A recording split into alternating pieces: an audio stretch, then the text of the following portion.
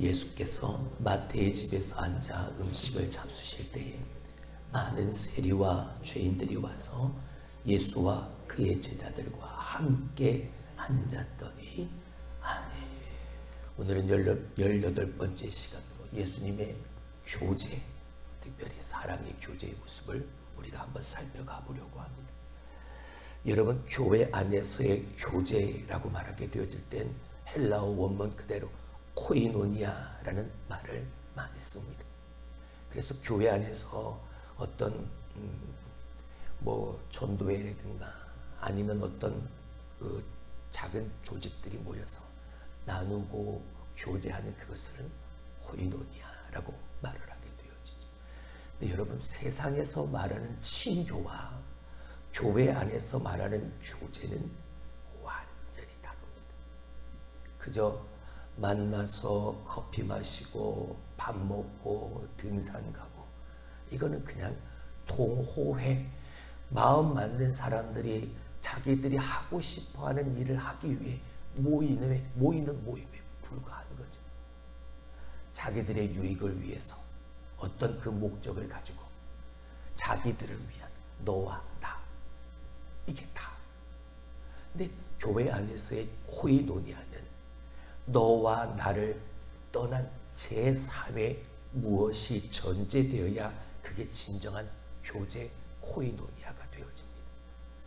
나와 너를 떠난 제3의 것, 그것이 무엇일까? 예수여야 하는 겁니다.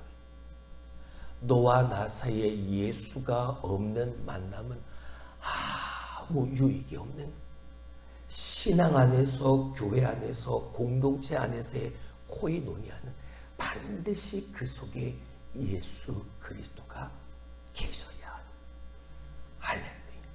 그래서 그 만남의 목적이 예수 그리스도, 이 교제의 목적이 하나님의 영광, 먼저 그의 나라와 그의 의를 구하는 것이 목적이 되어지는 교제가 코이노니아.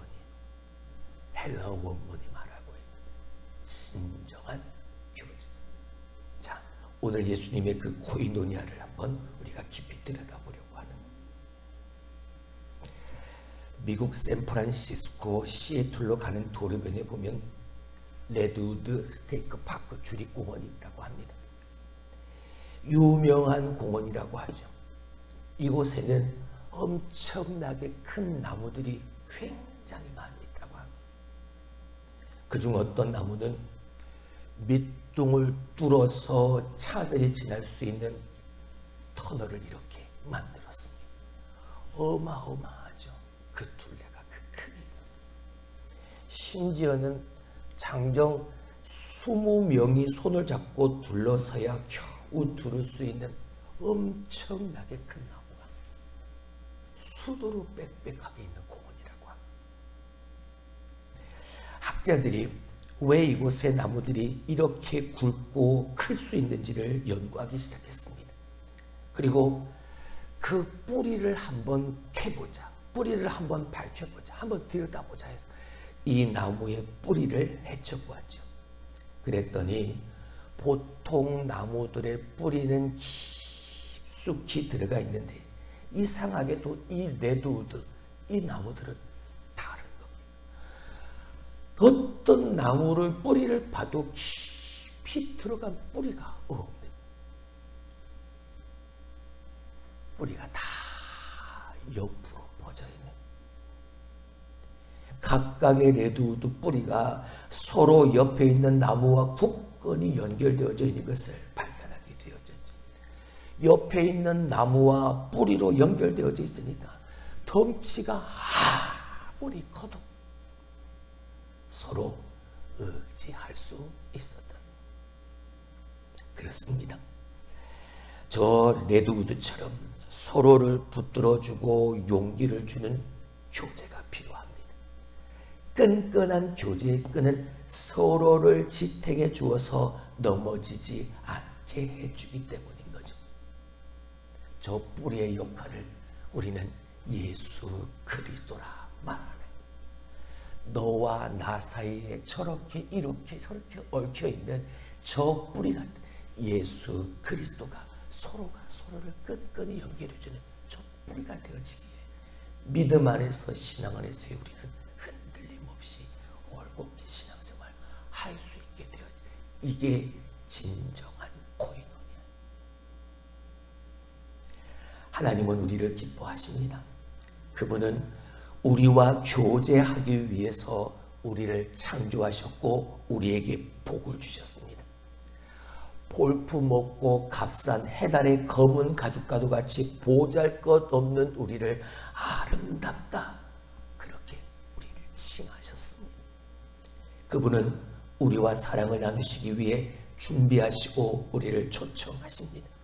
그분은 우리가 홀로 낭떠러지에 선 것처럼 외롭고 두려워할 때 먼저 우리를 찾아오셔서 손을 이렇게 내어미시는 분이십니다. 우리의 삶에 감동이 있으려면 사람과 사람 간의 인격적 관계가 먼저 형성이 되어져야 합니다. 그 사람의 겉모습이 아니라 저 사람의 속사람, 속에 있는 마음, 그 마음을 온전히 이해하고 받아들일 수 있는 인격적 관계가 형성이 되어질 때 그 사람과의 관계 속에서 우리는 감동을 받게 되어집니다. 마음이 열리는 인격적 관계가 바로 교제.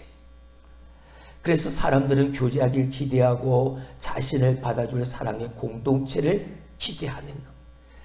예수님도 사랑으로 교제하셨습니다. 그리고 오늘도 우리는 그 예수님의 그분처럼 교제하는 삶을 닮아가기를 원하는 거예요. 할렐루야. 자, 그러면 예수님의 교제, 예수님의 코이노니아는 어떠셨는가? 첫 번째, 소중하게 생각하셨어. 뭐를? 만남을 소중하게 생각하셨다. 다른 말로 말하면 한 영혼 한 영혼, 한 사람 한 사람을 가벼이 여기지 않으셨다. 한 사람 한 사람을 귀하게 여기셨다. 할렐루야. 그러니까 나 같은 사람도 하나님이, 주님이 나를 사랑하셔서 나를 부르시고 택하시고 세워주시는. 누가복음을 보면 예수님은 삭개오를 부르십니다. 우리가 지지난 금요일날 예수님을 만나야 변한다. 그 중에 한 사람 삭개오.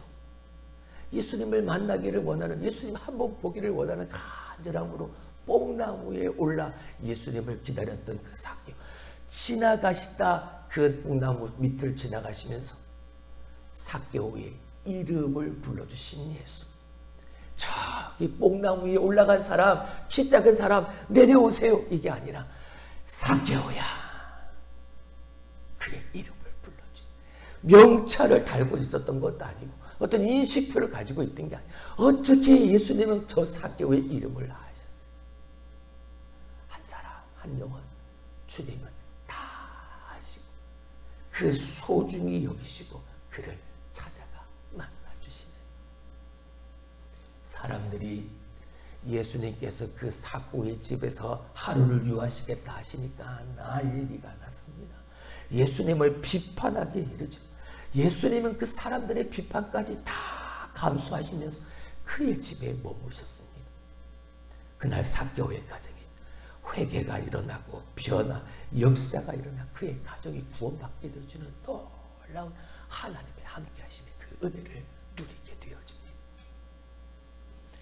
또한 나다나엘이라는 사람이 무화과 나무 아래에서 메시아를 기다리고 있었습니다. 주님이 그를 아셨습니다. 그리고 그를 귀하게 여기셔서 그를 제자로 받아주셨죠. 그게 요한복음 1장 48절에 나옵니다. 여러분, 예수님은요, 그 어떤 것보다 그 한 사람과의 만남을 소중하게 여기십니다. 그 한 영혼을, 그 만남을 귀하게 여기십니다. 그래서 그들과 교제하는 시간, 친교하고 사랑을 나누는 그 시간을 주님은 귀하게 여기셨던 거예요. 여러분, 교제는 내가 만나는 그 한 사람을 소중하게 여기는 여기부터 시작되어지는 겁니다.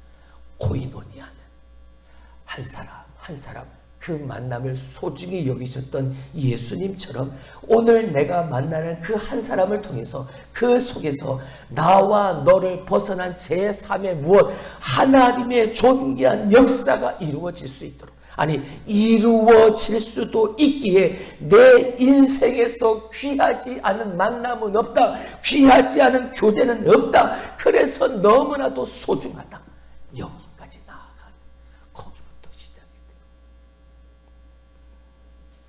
여러분, 우리는 상대방과의 만남을 통해서 보통 내가 유익을 누리고 덕을 보기를 원하죠. 결혼할 때도 그렇고 친구 관계를 맺을 때도 그렇고 저 사람과 나 사이에서 어떤 유익을 내가 얻을 수 있는지를 먼저 우리는 계산합니다. 그러나 서로 간에 인격적인 아름다운 관계가 이루어지려면 나와 너 사이에 예수 그리스도가 계신 그 아름다운 코이노니아가 이루어지려면 여러분, 인간적인 욕심, 인간적인 계산은 다 버려야, 그리고 그 자리에 하나님이, 예수님이, 성령님이 계신 만남, 교제가 되어져야. 할렐루야. 두 번째 예수님의 교제, 코이노니아, 용기와 희망을 주시는 교제였다네. 예수님을 만난 사람들, 예수님과 교제한 사람들 하나같이 다 용기를 얻었고 힘을 얻었습니다. 예수님과 교제한 사람마다 하나님을 만났고 또한 그분으로 인해 새로운 삶을 살아가게 되어집니다. 이전에는 사람들로부터 조롱받고 사람들로부터 소외된 사람이었지만 주님을 만난 뒤로는 희망과 용기를 가지고 새로운 삶을 살게 되어집니다. 하다못해 예수님의 가장 마지막 순간, 예수님의 그 십자가 양편의 강도 중 한 사람도 예수님과의 그 짧은 만남을 통해서 그가 변화되어지고 천국의 소망을 품게 되어졌고 이로써 그가 구원을 받게 되어지는, 할렐루야. 예수님의 만남, 예수님의 코이노니아는 용기를 주고 힘을 주는 교제입니다. 예수님은 지치고 외로운 사람들에게 쉼이 되어지고 위로가 되어주셨습니다. 죄로 말미암아 괴로워하는 이들을 그 무거운 짐에서 자유하게 해주셨습니다. 할렐루야. 여러분, 예수님과의 참다운 교제는 쉼과 자유를 누리게 하는 거예요. 예수님은 우리에게 그 쉼과 자유를 통해서 한 사람 한 사람의 심령 용기를 심고 자유를 허락하여 주시고 희망을 심어주십니다. 예수님의 코이노니아는 너무나 간단했습니다. 함께 음식을 나누고 그저 그들의 말을 경청하시고 말씀을 나누신 것밖에 없습니다. 가장 중요한 것은 그 교제, 그 만남의 자리에 예수님이 항상 계셨다는 것, 그게 중요한 것.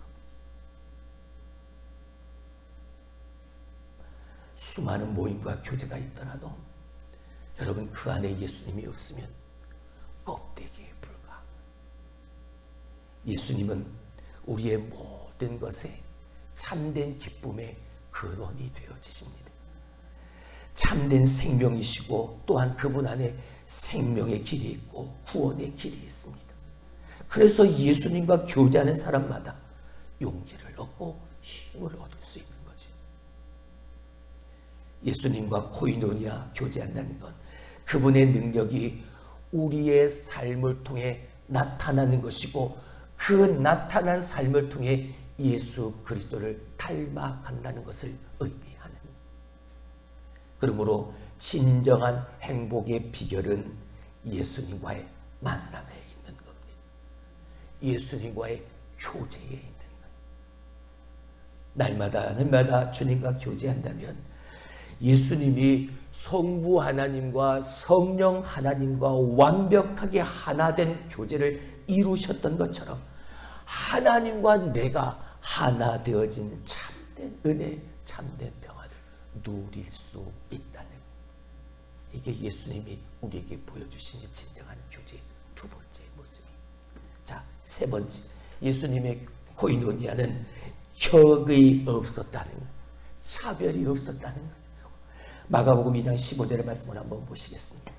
그의 집에 앉아 잡수실 때에 세리와 죄인들이 예수와 그의 제자들과 함께 앉았으니 이는 그러한 사람들이 많이 있어서 예수를 따르미러라. 오늘 본문의 말씀도 마찬가지요. 이 마가복음의 말씀도 마찬가지요. 예수님께서 죄인들과 바리새인들과 서기관들 거리낌 없이 예수님은 그 자리에서 만나셨습니다. 그러한 사람들이 많이 있어서 예수님을 따르는 그 속에서 주님은 격이 없이 차별 없이 거리낌 없이 그들을 다 만나주셨습니다. 직업이나 재산이나 환경이나 배경 이런 것들을 따지지 않고 만나셨습니다. 자신을 필요로 하는 사람들과 만남 교제하기를 주님은 너무나도 기뻐하셨습니다. 내가 이 땅에 온 것은 의인이 건강한 사람에게 필요한 것이 아니라 아픈 자들에게 필요한 것처럼 내가 여기에 온 것은 바로 저들을 위하여 온 것이라. 그들의 필요를 채워주셨고 그들에게 말씀을 가르치시기를 좋아하셨습니다. 누구도 차별하지 않으셨고 예수 믿는 모든 사람이 구원받기를 예수님은 바라셨습니다. 한 사람의 생명을 구원하기 위해서 관습도 사회적인 편견도 예수님은 개의치 아니하셨습니다. 자기의 목숨마저도 저들을 위해 주저없이 내어주셨습니다. 예수님은 언제나 모든 사람에게 마음을 활짝 열어두고 계셨다.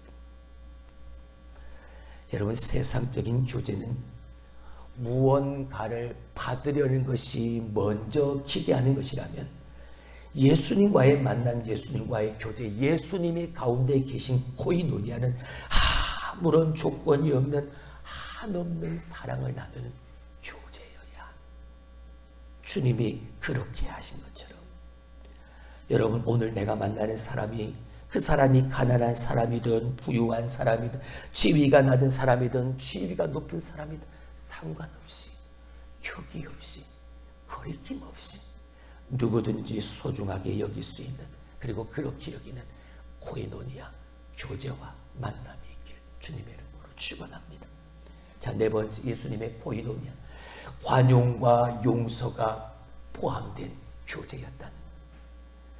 예수님은 우리가 어제 시간 살펴보았던 것처럼 자기를 배신하고 떠난 제자들을 다시 갈릴리로 찾아가셨습니다. 그들을 다시 만나셨습니다. 저 제자들은 내가 예수님을 배반했다, 예수님 앞에 죄를 지었다라는 그 생각으로 그들은 그 죄책감으로 너무나도 괴로워했지만 예수님은 그들을 용서하시고 그들에게 관용을 베푸시며 그들에게 다가가 그들과의 만남을 가지셨습니다. 그분의 사랑으로 제자들은 다시 용기를 얻었고 새 사명을 입어서 나아가 그 초대교회의 사역을 이루는 놀라운 일들을, 복음을 전하는 그 일들을 감당할 수 있게 되어졌죠. 예수님이 부활하신 후에 무덤을 찾은 여인들에게 이 갈릴리에서 내가 그 제자들을 다시 만날 것이라고 먼저 알려주셨습니다. 자, 마가복음 16장 7절, 가서 그의 제자들과 베드로에게 이르기를 예수께서 너희보다 먼저 갈릴리로 가시나니 전에 너희에게 말씀하신 대로 너희가 거기서 배우리라 하라 하는지라.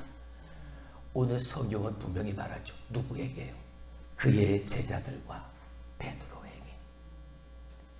부활하신 주님의 관점은 저들이 나에게 죄를 짓고 나에게 잘못을 했던 거기에 있는 게 아니라 그 죄책감과 절망에 빠져 있을 그의 제자들과 베드로에게 주님의 관점은 거기에 있었던, 그래서 먼저 갈릴리로 가셔서 그들을 만나 주시겠다고 알리라 라고 말씀을 하신 거예요. 예수님은 그들을 갈릴리로 초청하신 거예요. 그 갈릴리가 어떤 자리입니까?